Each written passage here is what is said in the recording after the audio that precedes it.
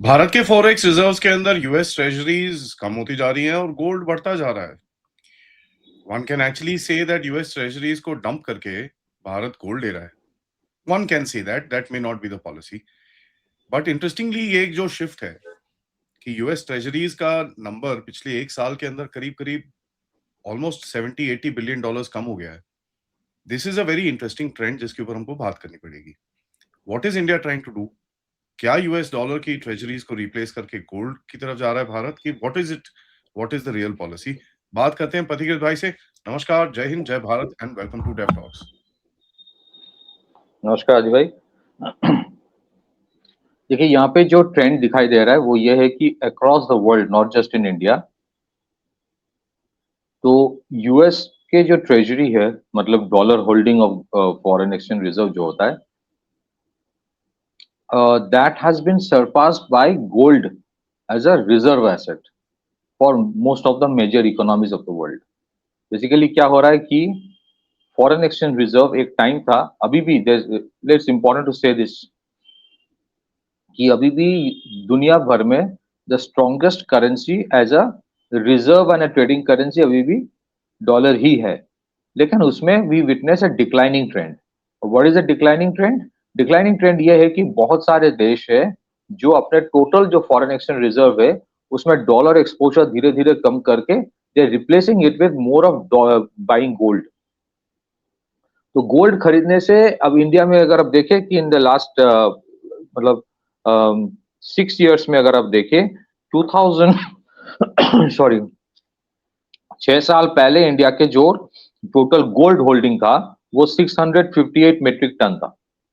अभी वो बढ़ के ऑलमोस्ट 881 मेट्रिक टन हो गया है। और ये एक पैटर्न है, हो सकता है in the next 1 or 2 years it will breach 1000 metric tons India के।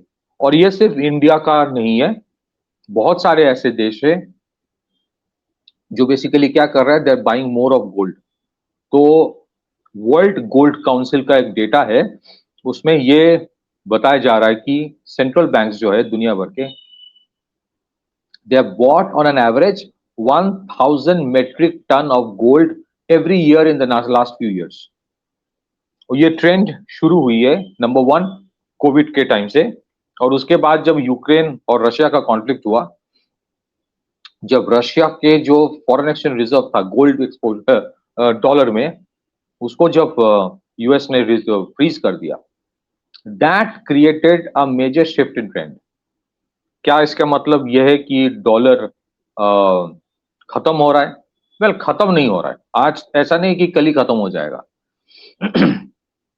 But it's relevance is actually declining.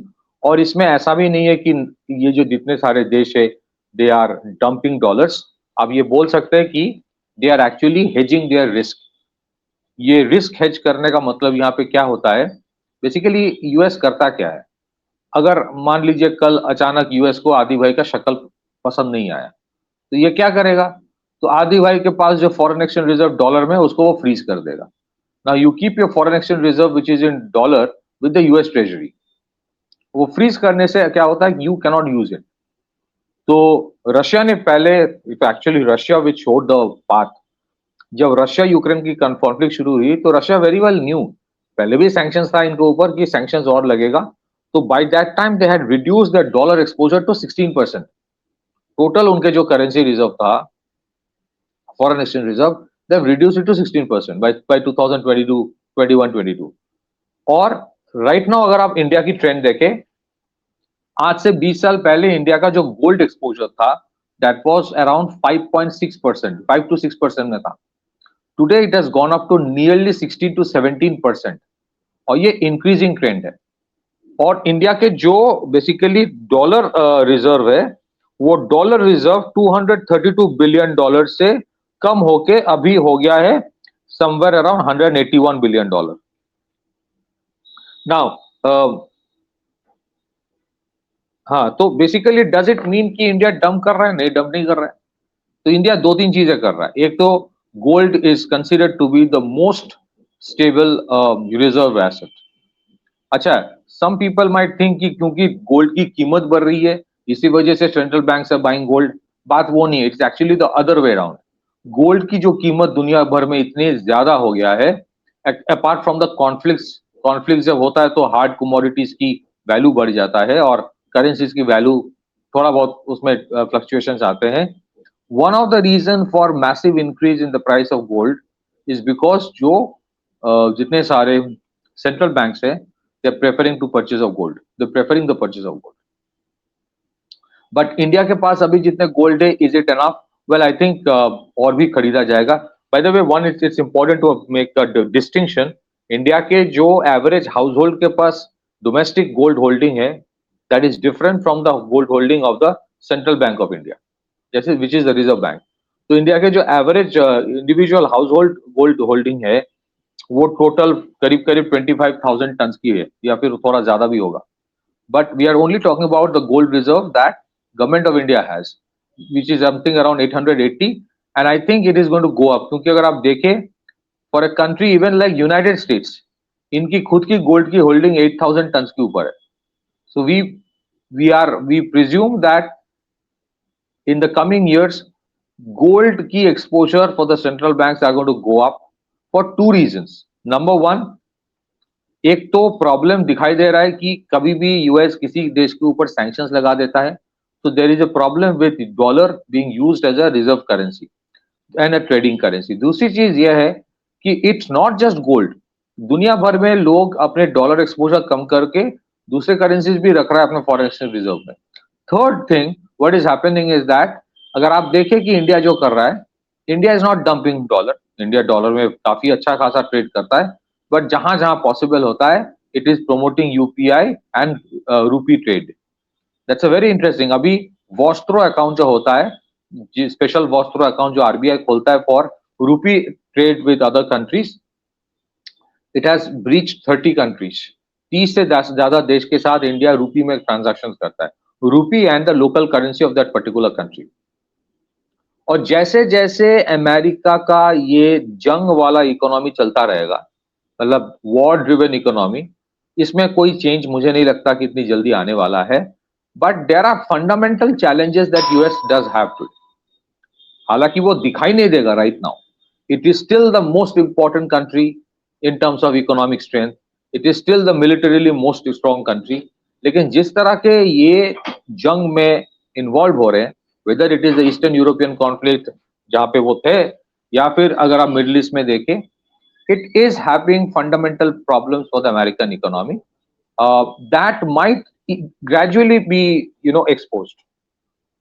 So I think central banks जितने होते हैं ना, most of the time उनकी जो anticipations होते हैं, they are far more than that of other country, मतलब जनरल पब्लिक के।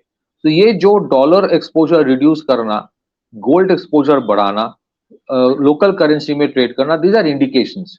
अगर कोई पैटर्न स्टडी करे what was the trend all across the world before World War II, you would see something very similar happening. Back to you, Arvind. You know, one thing I want to say is that आपने एक चीज mention करी, a lot of countries are collecting a lot of things, a lot of currencies. One of the biggest things that we would say is not collecting of currencies, is basically trading currencies. ठीक है, तो वो एक चीज हमको clarify करनी है कि ट्रेडिंग करेंसी जो है काफी कंट्रीज इस टाइम पे कलेक्ट कर रही हैं कि भैया इसके साथ ट्रेड करना है, थोड़ा सा बैकअप रख लो, ये कर लो, वो कर लो। For example India and Russia, for example India and UAE, for example India and Israel, जिसके बारे में हमने पिछले हफ्ते बात करी थी। Some amount which will happen with France, some amount which will happen with some other countries here and there. So there is a collection of local currencies जो हो रही है, which is for trading. ठीक है, people keep yuan also, and let me just say this, India में भी yuan पड़ा होगा थोड़ा बहुत, because you're trading with China. And कई बारी वो भी आपके साथ रुपीज जो आपके लेना है, तो you're also trying to do it off the dollar here and there. Certain things which you don't want to put it on Swift. So that trading currency and the reserve currency are two different things. होता क्या है, why am I mentioning this is, कई बारी क्या होता है कि भाई एक करेंसी यूज करी जाती है for the purchase of gold और for the purchase of oil. Narrative क्या चलता है कि भैया वो देखो India is adopting this. It is, when you trade in a currency, it is not adopting a currency. There's a huge difference in that. जब आप उसको उसमें ट्रेड कर रहे हो, it is just trade. Adoption of a currency means कि आप उसको अपने सिस्टम में डाल रहे हो, right? So especially with the Chinese yuan, we've seen this narrative flying around all the time. And the funny thing is, China ने जितनी मर्जी कोशिश कर ली है, उसका Chinese yuan, nobody wants to keep it as a reserve. So that narrative that flies around कि भाई ओ जी अभी वो ईरान को हमने पेट्रो युआन देना है तो हम पेट्रो युआन इकट्ठा कर रहे हैं. Petro there is nothing called petro yuan. So एक वो कहीं ना कहीं क्लैरिफिकेशन भी होना चाहिए कि भाई there is something called trading currency, there is something called storing currency, there is something called foreign exchange reserves. These are all three separate kind of things. नहीं, आई अंडरस्टैंड, बट मेरा जो कहना ये था, अगर आप देखें आपका आपकी कहना जो टोटली फॉरेन डिफरेंट है. आई अंडरस्टैंड आप जो बोल रहे हो, बट मैं एक क्लैरिफिकेशन डाल रहा हूँ क्योंकि ये नैरेटिव मैं ऑनलाइन बहुत देखता हूँ. हाँ, बेसिकली देखिए, आपके जो फॉरेन एक्सचेंज रिजर्व होता है, that is not only for keeping the reserve but also for transactions. इसके दो कंपोनेंट्स होते हैं ऑब्वियसली.